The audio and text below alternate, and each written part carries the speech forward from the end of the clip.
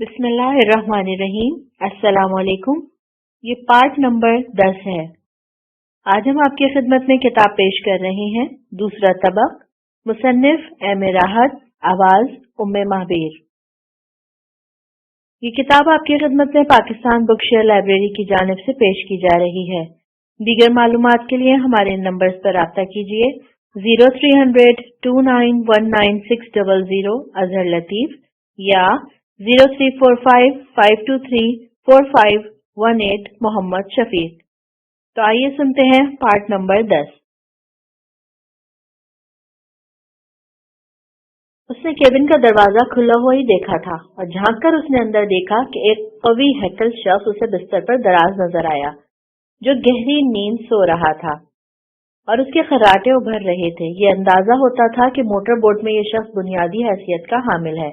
بقیہ اور کتنے افراد یہاں موجود تھے اس کا صحیح طور پر اندازہ نہیں ہو سکا تھا، اور نادر دبے قدموں اندر داخل ہو گیا اور مسحری کے قریب پہنچ کر اس شخص کو دیکھنے لگا۔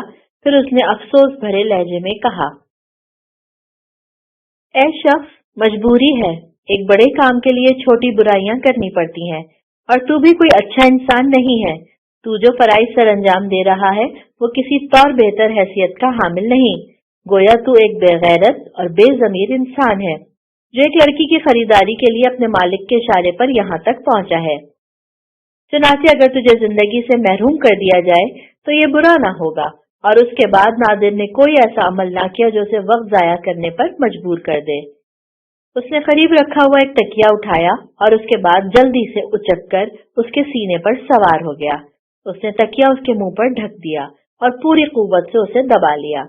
کچھ لمحے تو کوئی حیرت نہ ہوئی۔ اس کے بعد جب اس شخص کا دم گھٹا تو اس نے اپنے ہاتھ پاؤں مارنا شروع کر دیے اور شدید جدوجہد کی کہ نادر کو اس پر قائم رکھنا اپنے آپ کو مشکل ہو گیا۔ لیکن بہرحال وہ ایک سوتا ہوا شخص تھا اور نادر کو اپنی بزدلانہ حرکت پر دکھ بھی ہو رہا تھا۔ اگر کسی سے جنگ ہی کرنی ہے تو کم از کم اسے ہوشیار کر کے کی جائے، لیکن بعض جگہ ایسا عمل کرنے پر مجبور ہونا پڑتا ہے، اور اس وقت نادر نے خود کو ایسے خیالات سے آزاد کرنا ضروری سمجھا۔ پھر جب اس کے بدن میں تحریک ختم ہو گئی تو نادر نے تکیہ ہٹا کر اسے دیکھا، وہ مر چکا تھا۔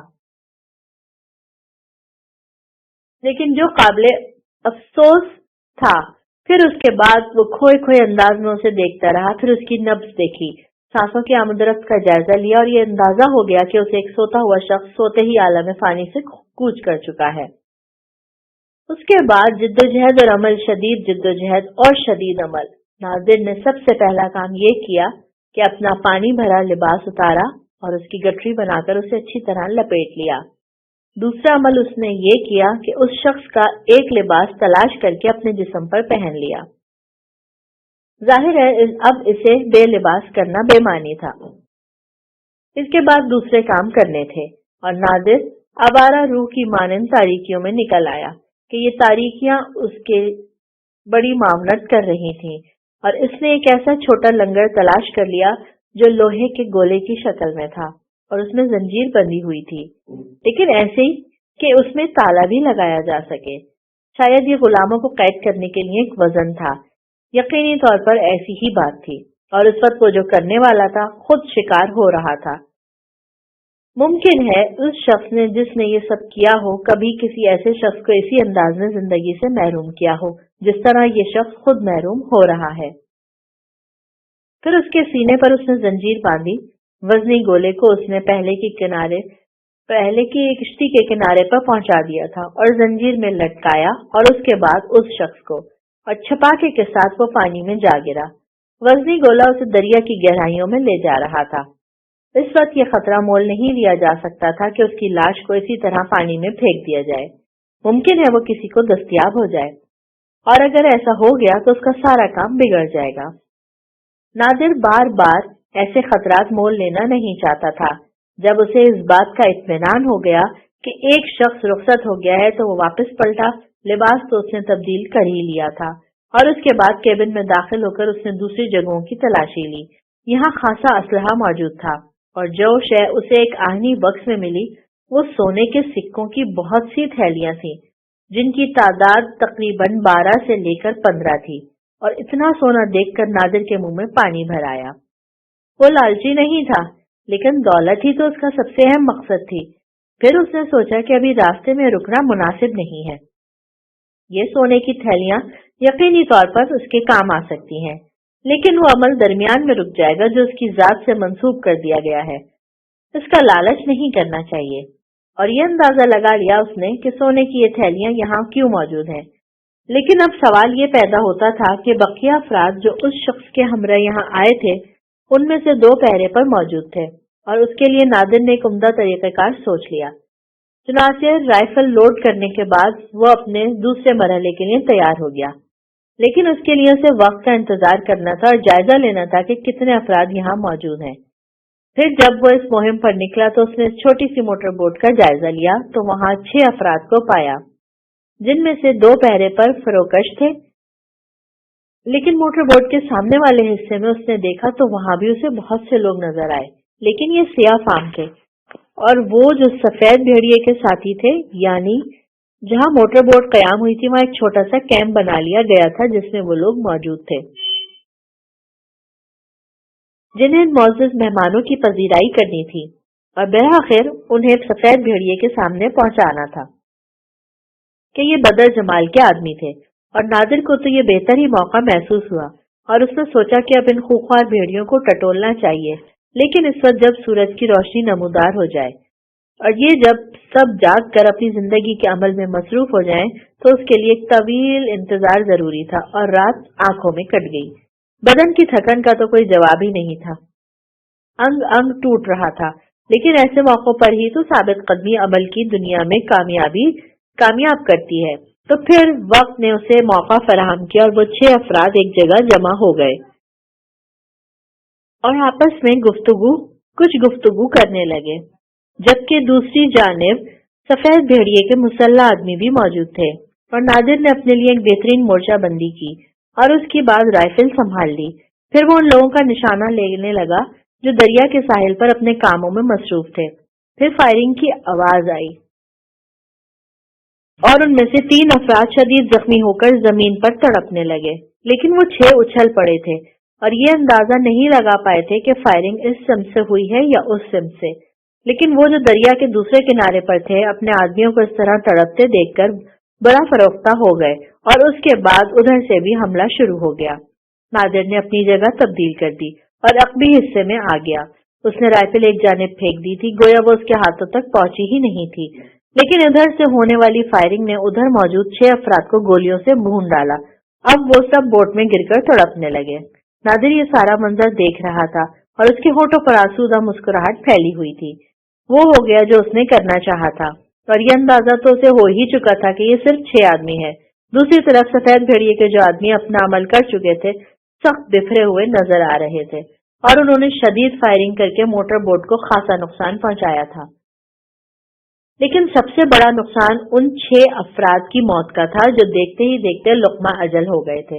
بمشکل تمام ادھر سے فائرنگ بند ہوئی اور نادر ہوشیار تھا اور اپنے اگلے قدم کے لیے منتظر، تو دوسری طرف خاموشی چھائی رہی، اور جب ادھر سے کوئی اور کوشش نہ ہوئی تو وہ لوگ آہستہ آہستہ اس عارضی پل سے آگے آنے لگے جو ان کے موٹر بوٹ کے درمیان خصوصی طور پر رسیوں کے ذریعے بنایا گیا تھا، کیونکہ موٹر بوٹ بہرحال تھوڑے سے پانی میں لنگر انداز تھی۔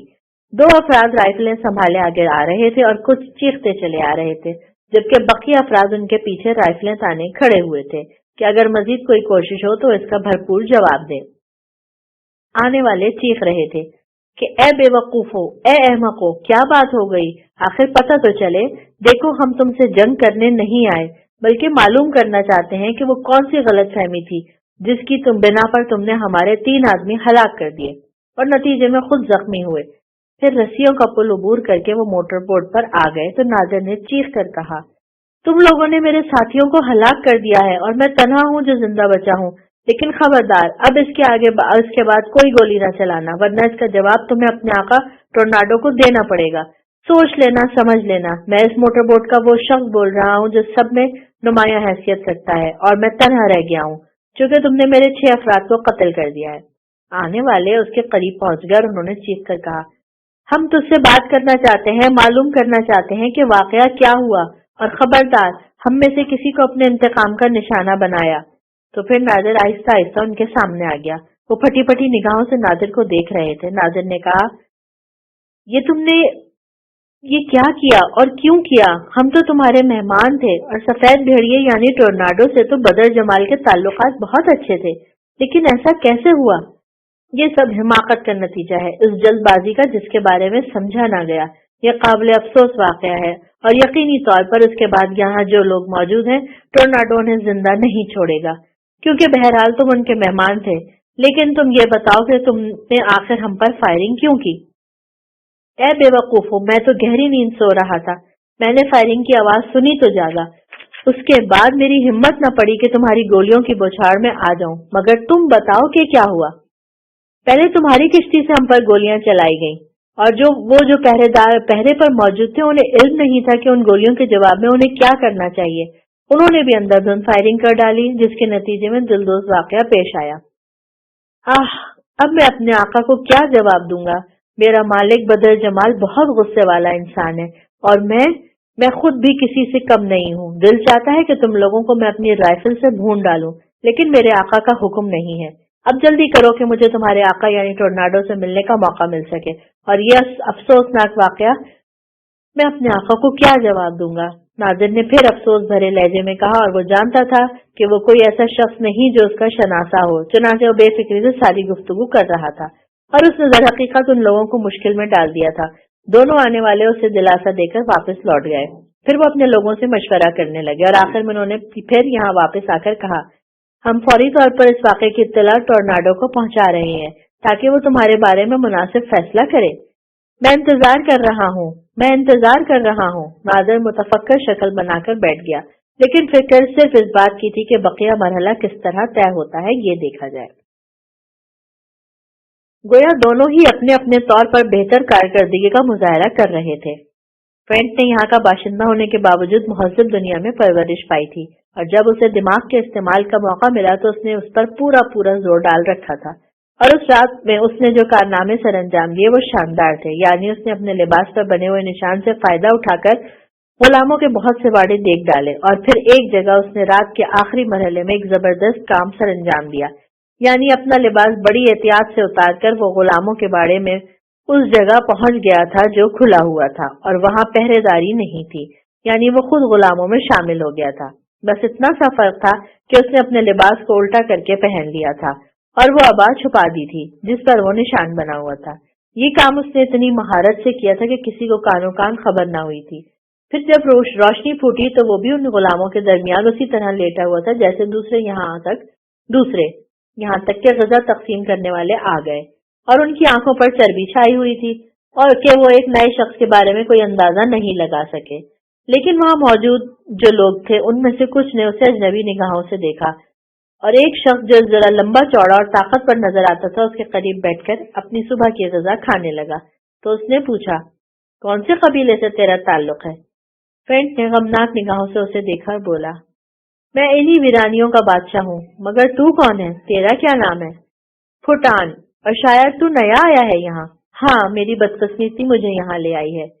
हालांकि तू एक तवाना इंसान है और तूने जिद्दोजहद ना की होगी। मुझसे ज्यादा तो तवाना तू है फुटान, तूने जिद्दोजहद क्यों ना की? मुझे बेखबरी में पकड़ा गया था। हो सकता है मेरे साथ भी ऐसा ही हुआ हो।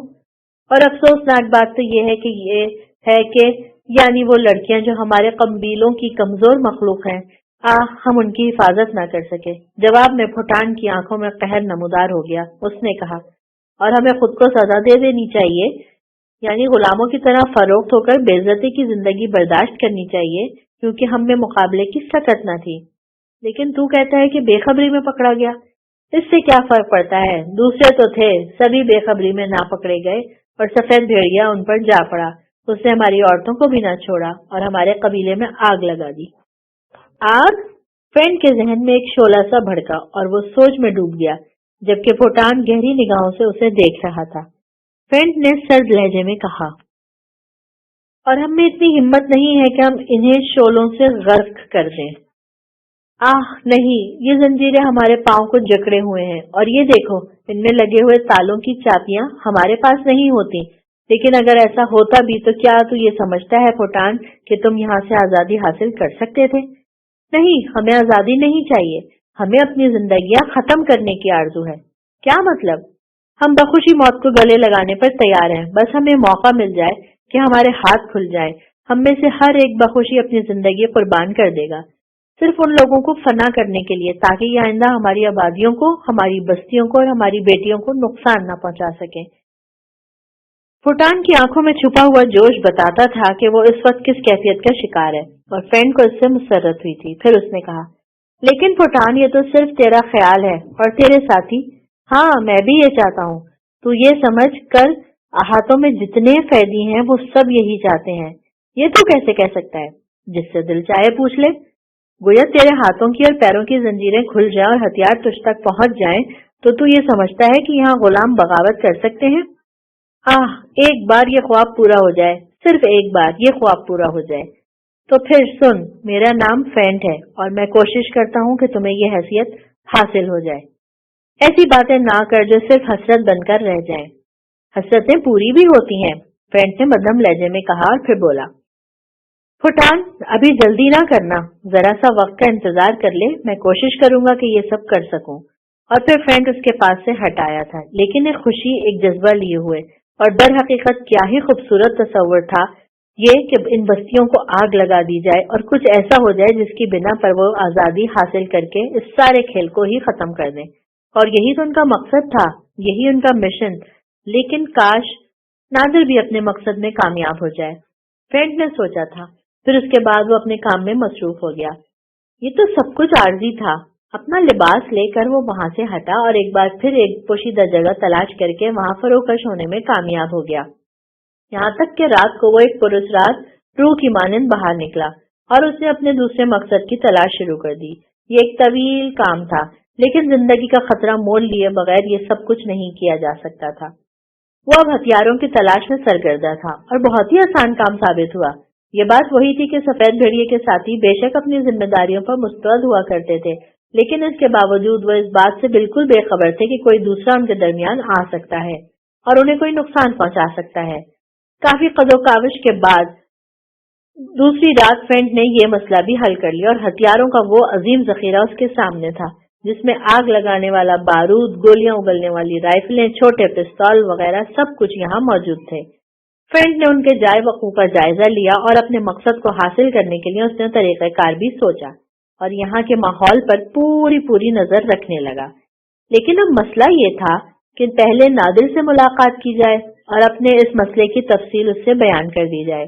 اس کے لیے اس نے ہمت کی اور پھر ایک مشکل راستہ طے کر کے بوڑھی کوہالا تک جا پہنچا، اور کوہالا کو اس درخت پر رہتے رہتے بالکل غیر انسانی شکل اختیار کر گئی تھی۔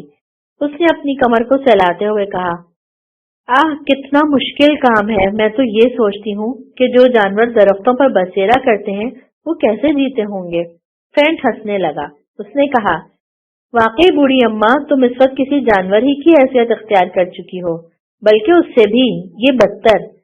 خیر اب یہ بتاؤ، نادر یہاں پہنچا یا نہیں؟ نہیں، یہاں نہیں آ سکا۔ پھر مجھے فیصلہ کرنا پڑے گا، سوچنا پڑے گا۔ کاش وہ ان لوگوں کے درمیان پھنس کر نہ رہ جائے اور ایسا نہ ہو کہ میرا کام دیر اختیار کر جائے، اور بڑا مشکل مسئلہ تھا یہ، اور فیصلہ کرنا انتہائی دشوار۔ اب فینٹ نے یہ سوچا کہ جس طرح بھی ممکن ہو سکے نادر کو تلاش کیا جائے۔ کوہالا کے پاس سے ہٹ کر وہ اس کام میں مصروف ہو گیا۔ نادر کہاں جا سکتا ہے، کیا کر سکتا ہے؟ وہ ویسے اس میں کوئی شک نہیں کہ اس وقت اس تمام وقت کے دوران، یعنی وہ سفر جو لوگوں نے اب تک کیا، اس کے بارے میں تمام تر کوششیں کی گئیں۔ نادر ایک شاندار شخصیت کا مالک ثابت ہوتا رہا تھا، اور فینٹ کو نہ جانے کیوں یقین تھا کہ عظیم آقا کسی بھی طرح مشکل کا شکار نہیں ہو سکے گا، بلکہ وہ حالات پر قابو پانا جانتا ہے۔ لیکن اس کی تمام کوششیں ناکام ہی رہیں۔ نادر اسے دستیاب نہیں ہو سکا تھا، البتہ اس قسم کے ذرائع حاصل ہو گئے تھے جس سے اس کا کام آسان ہو جائے۔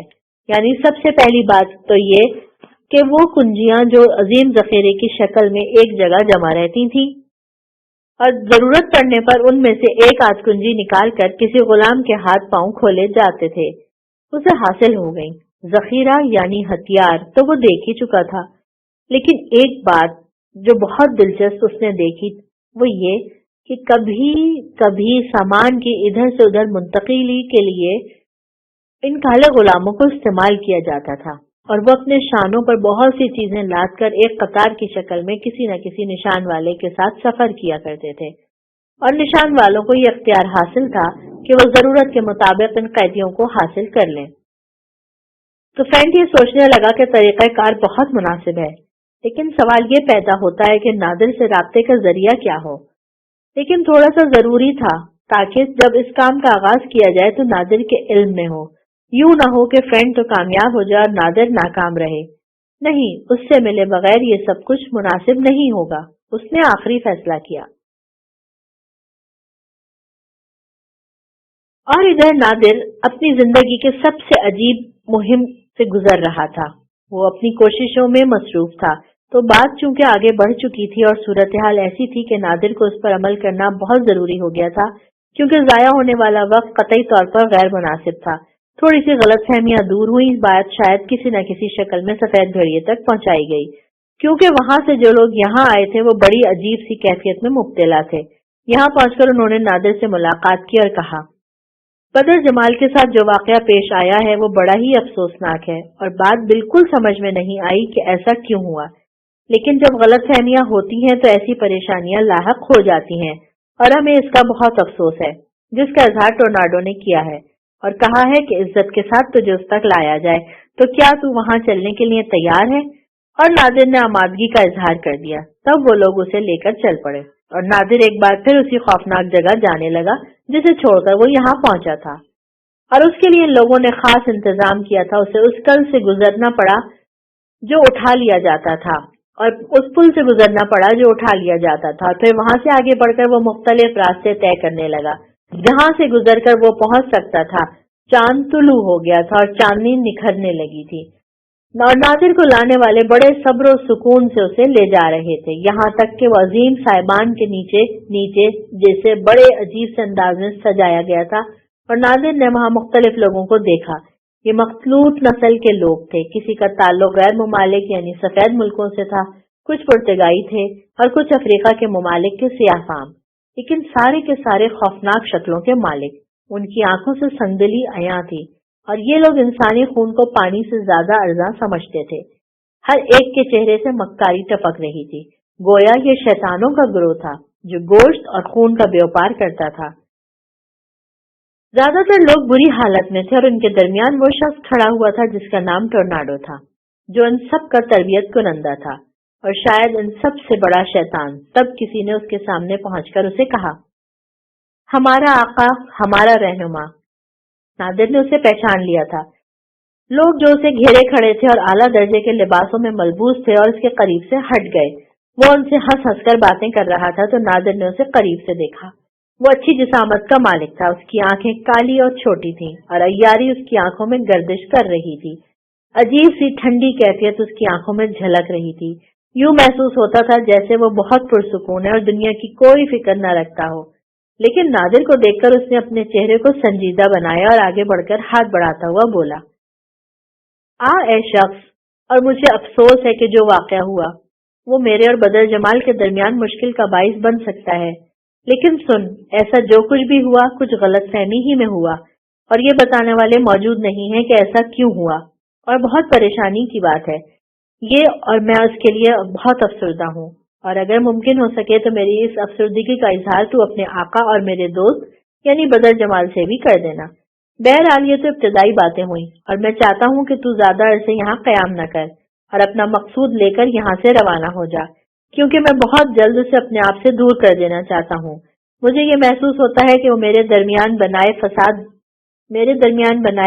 فساد بن جائے گی، کیونکہ وہ اس قدر حسین ہے کہ خود میرے گروہ کے بہت سے لوگ جنہوں نے زندگی بھر میرے ساتھ رہ کر کمائی ہے اس کی خریداری کے خواہاں ہیں، اور اگر میں انہیں منع کروں گا کہ مجھے خوف ہے اس کی وجہ سے خون خرابہ نہ شروع ہو جائے۔ نادر نے کہا، افریقہ کے مہذب انسان میرے مالک بدر جمال نے مجھے اختیارات دیے کہ میں تجھ سے سودا کروں اور تیری ہر بات کو قبول کر لوں، لیکن میرے ساتھ جو لوگ آئے تھے وہ یہاں سے رخصت ہو گئے، اور میں ان کے لیے غمزدہ ہوں اور بہت پریشان کہ آخر کار کیا کروں۔ और मुझे अपनी मोटर बोट लेकर वापस भी जाना है, जिसके लिए मेरे पास कोई ऐसा शख्स नहीं है जो मेरी मोटर बोट को वापस मेरे मालिक के जहाज तक पहुंचा दे। इसकी तू फिक्र ही ना कर, मैं तुझे एक ऐसा आदमी फराहम कर दूंगा जो ये काम करेगा। तो फिर मैं अब और क्या कहूँ? तेरी जिम्मेदारी है कि तू अपने आका को वो सूरत हाल बता दे जो मेरे लिए भी अजनबी है, और मैं वाकई इस सिलसिले में एक बेगुनाह इंसान हूँ, यानी मेरे इल्म में भी नहीं था कि ऐसी कोई बात हो सकती है, और बस इस कदर माजरत काफी है कि उससे ज्यादा मैं किसी से माजरत नहीं करता। ये बदर जमाल का अपना जाती फेल होगा कि आइंदा वो मुझसे रुजू करे या ना करे, लेकिन ये सिर्फ एक इत्तेफाकिया वाकया है जिसमें खुद मैं मुलव्विस नहीं हूँ। मैं जानता हूँ और उसका तस्करा मैं अपने मालिक से बेशक कर दूंगा। तेरा शुक्रिया। तू बता कि क्या तू जोहरा जमाल को देखना चाहता है जिसके हुस्न का कोई सानी नहीं? हाँ, अगर ऐसा हो तो बड़ी अच्छी बात है, क्योंकि यही मेरे मालिक का हुक्म है। हाँ, और हमारे दरमियान ऐसा ही होता है, क्योंकि मुख्तलिफ लोग आते रहते हैं और उनके आने के बाद हमारे दरमियान ये सौदे तय हो जाते हैं। तो फिर तू मुझे ये बता कि क्या किया जाए? बेहतर यह है कि उसे तलब कर लिया जाए। बहुत मुनासिब, अभी मैं इंतजाम करता हूँ। जाओ, उस लड़की को यहाँ लाओ। उसने अपने आदमियों को हुक्म दिया और वो लोग वहां से चल पड़े। खरबोजवार के लोग अब साकित हुए जा रहे थे और नादिर महसूस कर रहा था कि वो सब मिशल की आमद का इंतजार कर रहे हैं और उसे देखने के लिए बेकरार हैं। खुद नादिर भी इस कैफियत से बाज नहीं रह सका था, क्योंकि उसने भी काहला की ज़बानी अपनी आकाज़ादी के बारे में बहुत सी बातें सुनी थीं। वो लोग जो उसे लेने गए थे कुछ देर के बाद वापस आए और दूर ही से देखा गया कि सफेद कपड़ों में मलबूस लड़की आ रही है और चंद मुसल्लह अफराद उसे अपनी हिरासत में लिए हुए थे। लड़की सर झुकाए चल रही थी, यहाँ तक कि वो बरामदे के सामने पहुंच गई और अब नादिर ने पहली बार मिशेल को देखा। खूबसूरत दराज कामत की लड़की जिसके जिस्म का तनासुब बेमिसाल था। उसके बाल गहरे काले, उसकी सुराहीदार गर्दन में जूड़े में बंधे हुए थे, नाक पतली और सुतवा, चेहरा किताबी और रंगत सुर्ख और सफेद। फिर जब वो और करीब आई तो नादिर ने उसे करीब से देखा। वो एक अजीबो गरीब पुरकशिश शख्सियत की मालिक थी। इस वक्त उसका रंग सही अंदाज में मालूम नहीं हो पा रहा था। खूबसूरत आंखों पर पलकों की झालर पड़ी हुई थी। बहरहाल देखने वाले उसे सर्द निगाहों से देखते रहे और बहुत से चेहरों पर इल्तिजा उभरी, जैसे वो ख्वाहिश करना चाहते हों कि उन्हें उसकी कुर्बत का मौका दिया जाए। लेकिन सफेद भेड़िया जो मौत का अलंबरदार था उन सब के लिए खौफ का बाइस बना हुआ था। तब लड़की ने नरम और मध्यम लहजे में कहा, मुझे यहाँ क्यों लाया गया है और ए जालिम शख्स, अब तू क्या चाहता है? इस बात का तो मुझे पहले से इल्म था सीन लड़की के, तू मेरे लिए सोने का पहाड़ है और देख आज इस पहाड़ का सोना मेरी मिल्कियत बन रहा है और बार बार मुझसे तू पूछती है। इस शख्स को देखकर ये तेरा मालिक नहीं है बल्कि तेरे मालिक का हरकारा है और जानती है वो शख्स जिसके पास एक खूबसूरत जहाज है और ऐसे जहाज की आरजू तो दिलों में मकबरा बन जाती है। जैसा जहाज उसके पास है उसमें हसीन केबिन बने हुए हैं जिनमें अतलस और हरीर के पर्दे पड़े हुए हैं और इन केबिनों में जो मसहरी है वो सोने से बनी हुई है और उस पर जो हसीन बिस्तर बिछा हुआ है वो ऐसा है कि इंसान उसमें ऐसे डूब जाए जैसे समंदर में। और भला सोच कि तू ऐसे शख्स की मिल्कियत बनने वाली है तो तेरी खुशनसीबी का क्या ठिकाना।